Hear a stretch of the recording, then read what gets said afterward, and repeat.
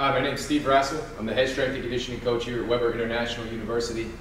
And this is a presentation that I've given here at the National Strength and Conditioning National Conference 2015 in Orlando.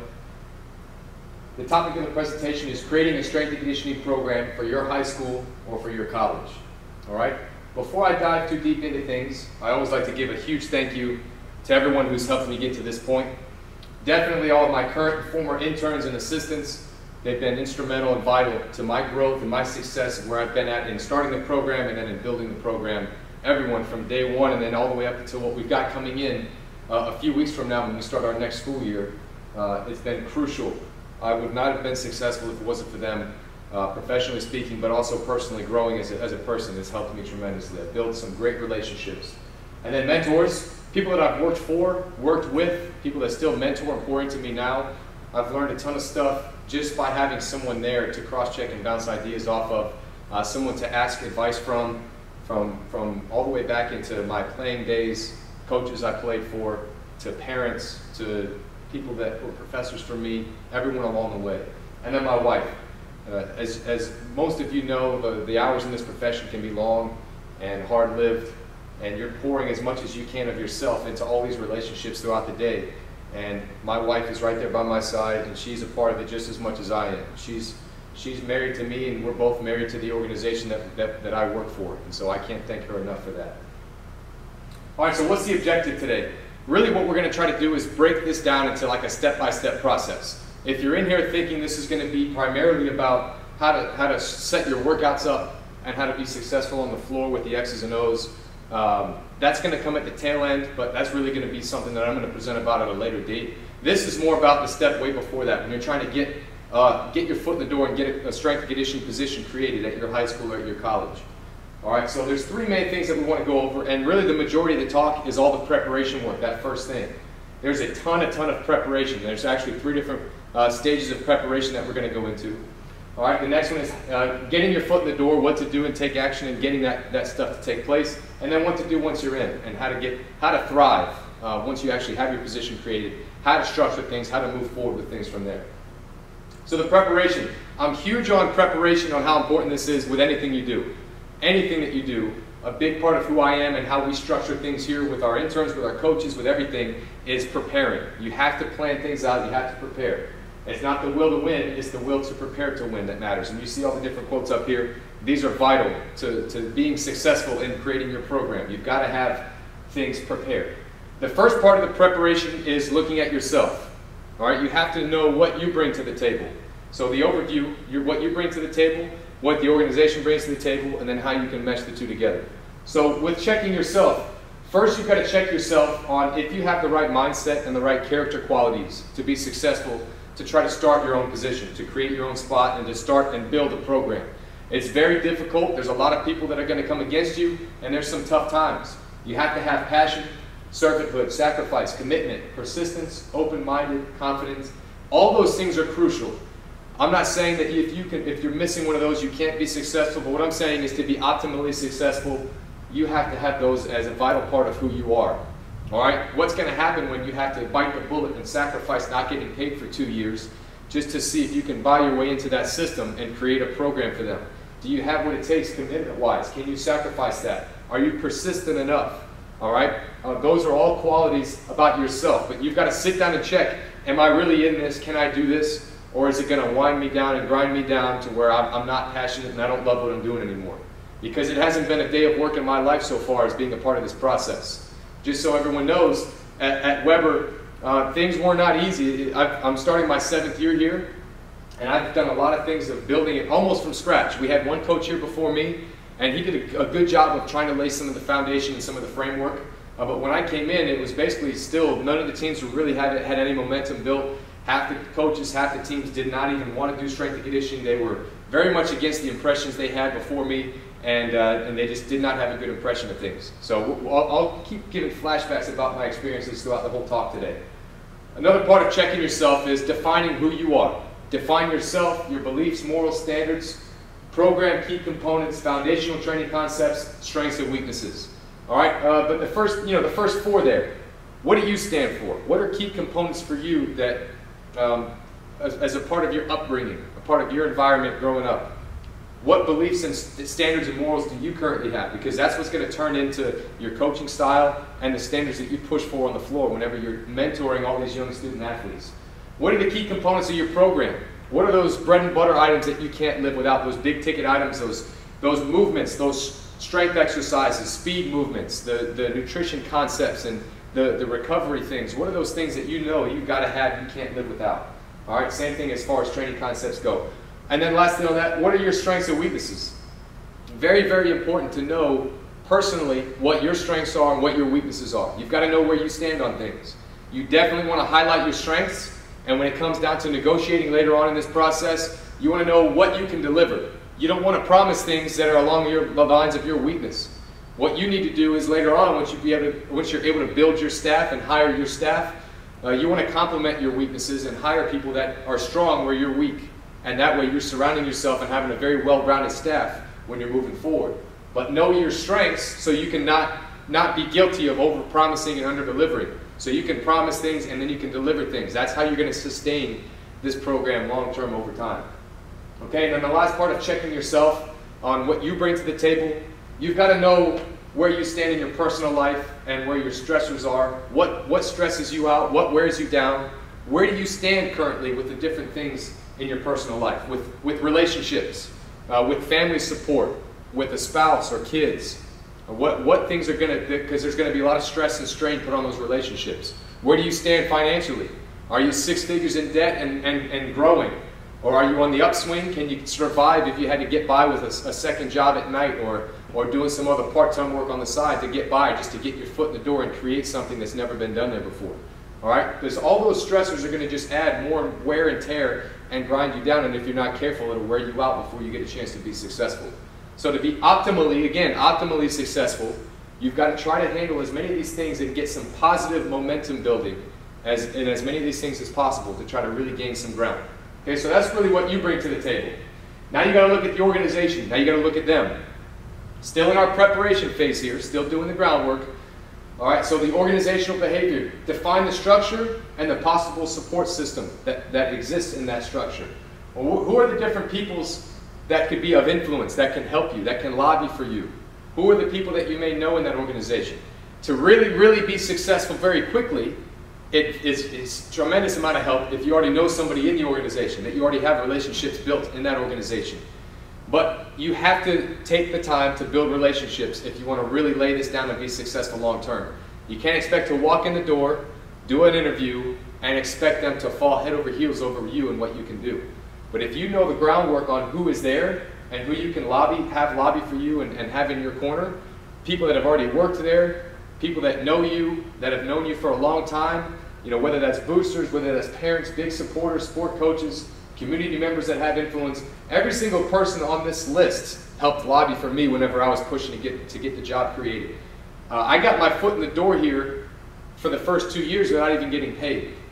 And so when that's the case, yeah, the goal is to be able to do this and make money. I can't survive forever without getting paid, right? That was a short-term sacrifice. But these are all the people that helped kind of get a bug in the ear of the higher powers that be to make sure that they're building momentum for me. But in the preparation stage that we're in right now, you need to just identify who these people are. Who is going to be able to help you in your corner? Who are the people of influence that can help kind of guide you through that process? Then you've got to start to try to build the relationships. And again, this is preparation. It takes a lot of time to build relationships. You can't really rush that. In any area, the stronger the relationships are, the more successful you're going to be in that. You've probably heard it said, it's not what you know that gets you the job, it's who you know. And then what you know is what you stand on after that to maintain and to sustain yourself over time.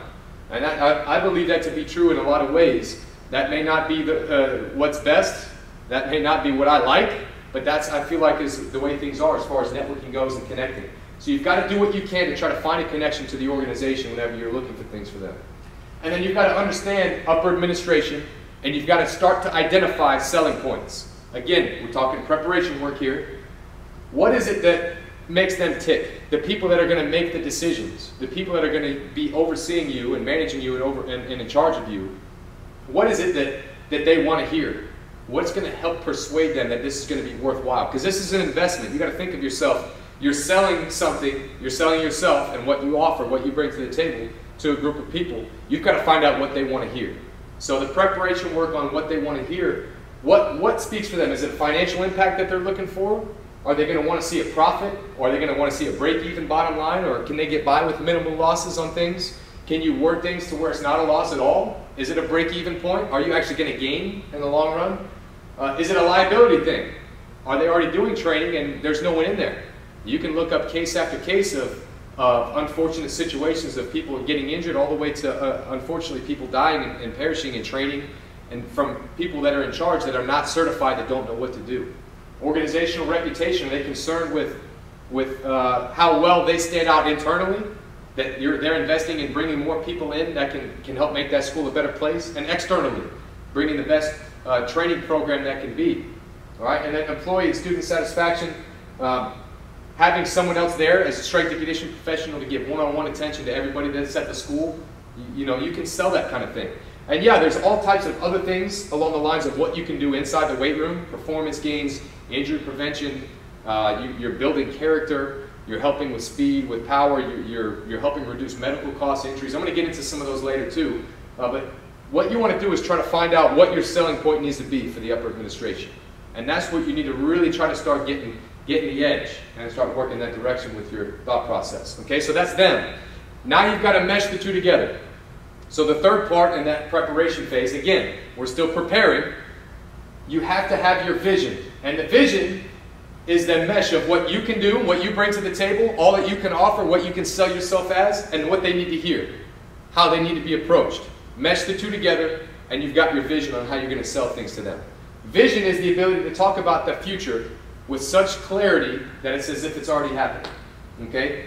That's as if we're talking about the past. That's the kind of sincerity you need to have whenever you're prepping for these things. So what can you accomplish? Like I've already mentioned, athletic performance, injury reduction, team building, character development, nutrition, supplementation strategies. Now you're listing all these things. This is preparation phase. List everything and anything that can help.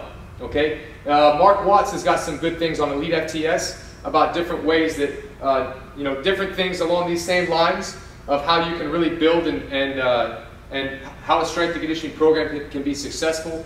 There's numerous talks on Iron Game Chalk Talk with Coach McKeefery about different coaches at the Division II, Division III, high school level, small college level that have built their program from scratch, and different things that have helped start things, but even more sustain things. What benefits are there? Okay? And then, like I mentioned a little bit before, individualized attention, satisfaction, retention rates. At a small college like Weber, retention is huge, and I feel like I have a very big positive impact on retention. I give a lot of good one-on-one attention to these student athletes. We're helping them. We're building individual relationships with them, and they're not just a number. They're a person. They're someone that we're investing time and time and time into, and that goes a long way when you're talking about retaining people. Recruiting benefits. Yeah, it's a great thing to be able to brag about what we have versus the other schools in the conference. All right, it's a huge help for all the coaches. Financial benefits of reduced medical costs.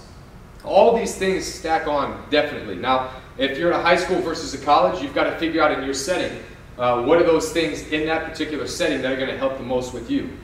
All right, what talks the most with the boosters that are going to be supporting you and maybe paying you? All right, are you going to have to maybe try to find a way to teach at the same time that you're doing the coaching? Can you handle having multiple hats at once? That may be something that you have to do in your negotiation process. You've got to be willing to know what different things do I need to be ready for, okay?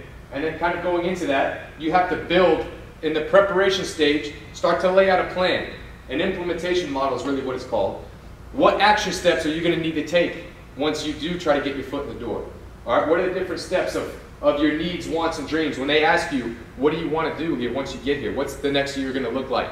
You got to have that laid out and planned out. What are the different phases you're going to go through of growth, of your hierarchy and expansion planning? All right, what do the different phases look like? And then to help you with that, there's some different tools I'm going to go over here in a second. One of the main ones being a SWOT analysis, but I'll get into that here. This is an example of just a snapshot of an implementation model.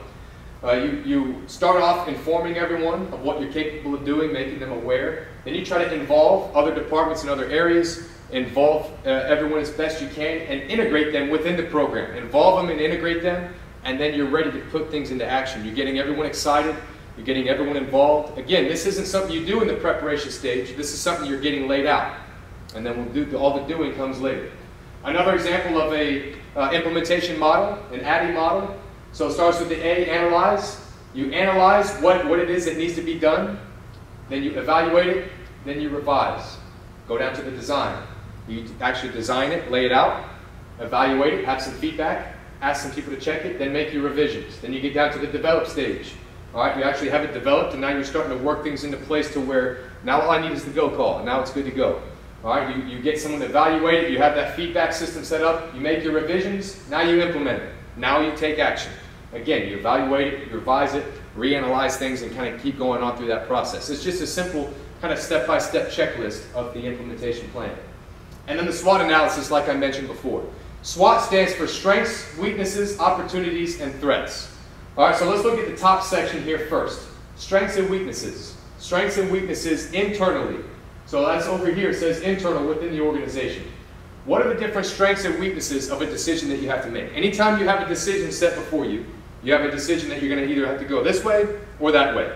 What are the strengths and weaknesses of taking this route, of this decision? What's it going to help you with internally? What's it going to hurt internally? And then outside of that, externally, what are the opportunities and threats? What is the impact it's going to have long term, down the road, career-wise, years down the road?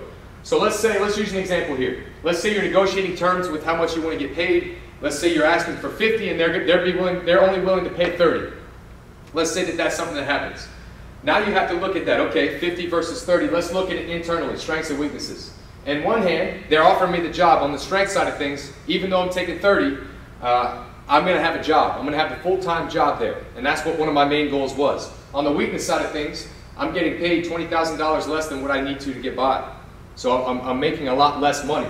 All right? On the opportunity side of things, well, let's look at the threat. With the threat of that, when I'm making that much less money, can I make by and can I pay my bills, or is it going to wear me down long term? That's a futuristic external threat, that my bills aren't going to get paid. I'm going to have family stress. Okay? An external opportunity with that is, can I use this as a stepping stone to get to that spot? Can I build it in as part of a plan and progress into that down the road? Or is that's an opportunity? Can I build from 30 to 50? And if I take 30, are they willing to negotiate more and be easier with other things? All right, so maybe I'm taking a $20,000 cut in my mind, but can I provide that $20,000 with asking for more from other areas that they can have as a write-off? Can they pay for meals? Can they pay for housing stipends? Can they give me interns and other people to help with? Will they be more supportive on other areas since I'm getting paid less money? So that's just an example of a SWOT analysis. Anytime you make a decision anywhere, I try to encourage my coaches and anyone that I'm teaching and mentoring to use this for SWOT analysis for decision-making purposes. Weigh all the pros and cons. You look at this column here of all the harmful things and all the helpful things in this column, and then you decide what's going to be the best decision to make. Okay, so that's all the preparation work. So that's a ton of work, right? That's the groundwork, the framework that you've got to build. But again, all that stuff is crucial to being successful. Now, you want to start trying to get your foot in the door, okay? 3 kind of people in this world. The people that make things happen, the people that watch it happen, and those who wonder what happened. Which one are you going to be? You've got to be the person that makes things happen. You have to take it upon yourself to push things and make it happen. So now you've got to start taking action. So all the stuff we planned for, now you've got to start bringing it into play. And like I say on here, it's situational. Everyone's situation is going to be different depending on where they're at. Even if it's high school and high school, 2 different situations, 2 different groups of people. You've got to look at what you have. This is a structure and a framework. Now you've got to apply what you have. And I'll be happy to talk shop and brainstorm with anybody about what that is. All right, match what you can offer to what they need to hear. What can you offer and how do they need to hear it? Now you actually start to chirp. Now you start to get things going. Sell yourself. Sell your system. Be excited. Be passionate. Generate that excitement. Excitement breeds excellence. Get to that point. Get to that point. All right. Take chances. Don't be afraid to reach for the stars. Don't be afraid to be the change that you want to have happen. All right. Don't panic. You've done all the framework. You've done all the groundwork. All right. Like in the art of war, you know your enemy. You know yourself. Maybe not an enemy per se in this case, but you know the opposition. You know yourself. All right. You have nothing to fear because you've done all the framework and the groundwork. All right, but when you get into negotiations, don't let that panic you. You know what to do. When you're negotiating and have a give and take, now you've laid out things. You know what you're willing to sacrifice. You know what you're willing to give. But you always shoot for the top. This isn't anything groundbreaking. When you're negotiating, you want to shoot for the top thing you can. Shoot for your dreams. And if that gets shot down, then you're willing to settle for maybe the next best thing and the next best thing. But you're always shooting for the top thing and gunning for the top the best you can. Use your support system to start lobbying for you. Have them be, they've already been talking. Have them meet, have them talk, have them show up to different banquets and parties and have them, persuade, if you have 2 or 3 people in the boosters that are the maybe people that can help be that voice whenever you're not around. All right, have them be persuasive and give you feedback. Have them give you more and more feedback on where things are at so you know where to keep approaching things. And then the NSCA is a great resource for this. The NSCA can be very, very helpful and instrumental if you contact the upper administration offices and have them support you, making phone calls, position statements on how beneficial things can be of having a certified strength and conditioning professional at their organization. All right, the NSCA is tremendous in helping with these things. All right, once you're in, invest yourself. Invest your excitement. Put your implementation model into place. All right, now you're in. Whether you're getting paid, whether you're not getting paid, you're in and you're gunning as hard as you can to try to be the best you can be. Have the mindset like you're going to be there for 10 years, for 20 years. Everyone you meet, be as courteous as you can. You're an attitude of servanthood now. Everything, you're a servant in this profession, in strength and conditioning. So you're helping other people's lives become easier. Integrate other people into your vision. Build the momentum. Pay attention to the details. Do everything, all the small things correct. If there's a policy in the business office, make sure you follow it to the T. Don't make the mistakes. Don't be lazy. Cross-check yourself. Double-check, triple-check yourself. Make sure you're doing everything the right way. Okay? Branch out. Do other things. Be willing to be involved in other areas and other departments that may not necessarily be your job.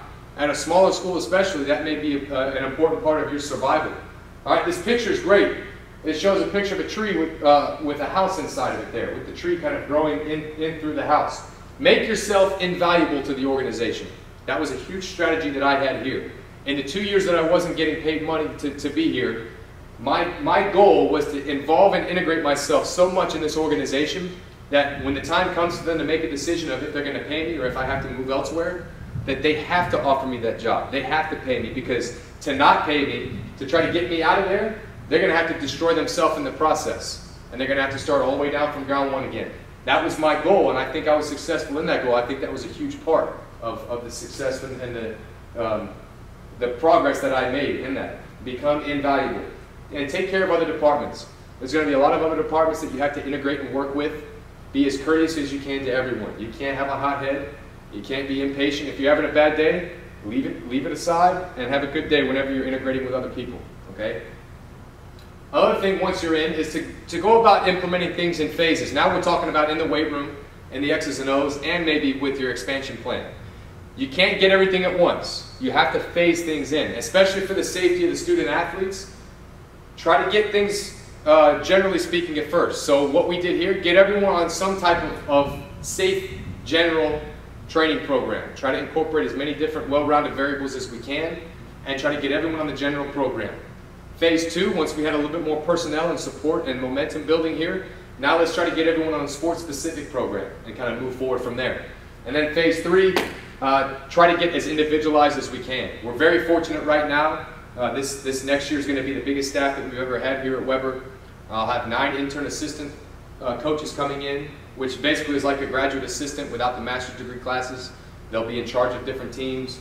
They'll be a vital part of our staff. I've got 2 full-time assistants and then myself. So all included, we've got 12 strength and conditioning coaches here. For a small NAIA school, that's not bad. So we're able to accomplish a lot of things now that we weren't able to accomplish in Phase 1 when it was me and 1 other intern, or maybe 2 other interns going on.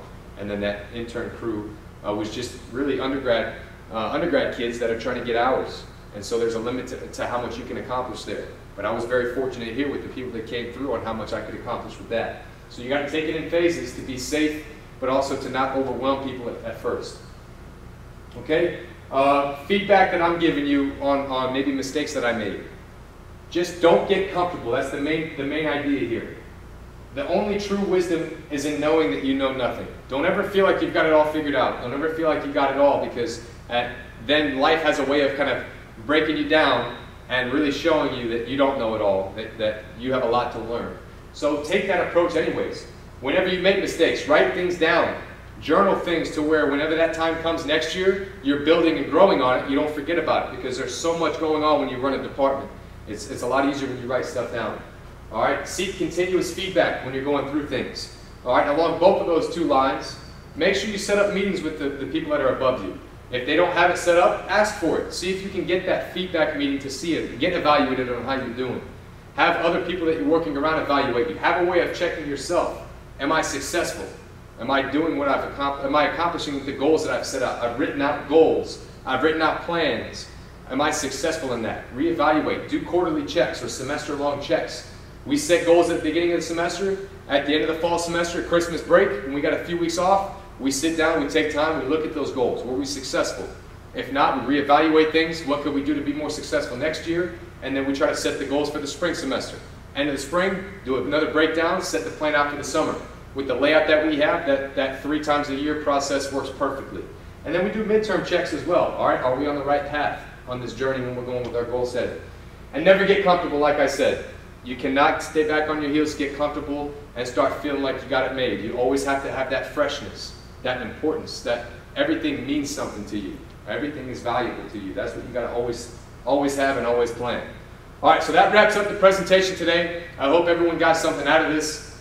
If you didn't, I'd be happy to chat with you afterwards and see if we can maybe get something where you can have some takeaways. But remember, this is a structured, step-by-step process that you can apply to your situation. That doesn't mean you can stray from this and not be successful, because you can. There's a lot of smarter people out there than me. This was just more or less this was my experience, this was my journey, and hopefully this was helpful for somebody. Like I mentioned in there, I'm happy to help in any way I can. Please don't overwhelm me if you haven't even taken the steps that are involved on here, but I'm happy to brainstorm and to help anyone that's possible. All right, I've done this. The coaches that have worked for me have created programs at high schools and at college levels, and it's been a successful system that's still young and growing, and so I'm happy to help anyone that I can. This is all my contact information. Contact me any way you can. This is also our strength and conditioning staff stuff. Give us a follow, give us a like, and check out what we've got going on at Weber. I'll be staying after to talk if anyone has any questions. Thank you.